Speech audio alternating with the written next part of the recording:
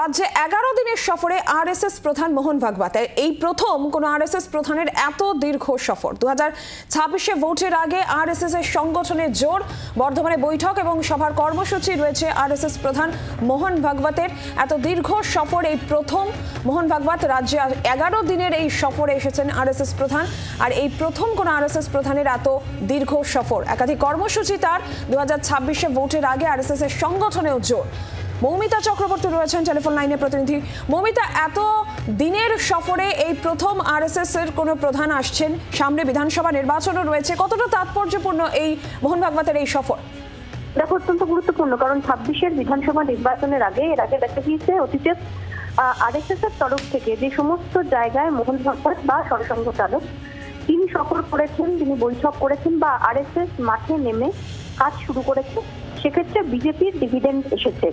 বিহার ভোটকে কেন্দ্র করেও এই ধরনের পরিকল্পনা নেওয়া হয়েছে। তারা চাইছেন যে বিহার, ঝাড়খণ্ড, ওড়িশা এবং বাংলার ক্ষেত্রে বিশেষ নজর দিতে। 26-এ আরএসএস এর নজরে বাংলা রয়েছে। 11 দিনের সফরে মোহন ভাগবত এই মুহূর্তে রাজ্যে রয়েছে।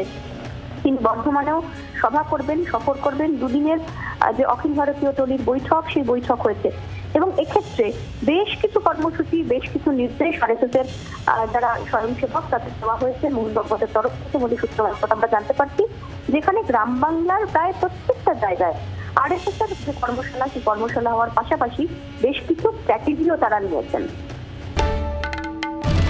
বাংলার আওয়াজ, বাঙালির আবেগ, জি 24 ঘন্টা।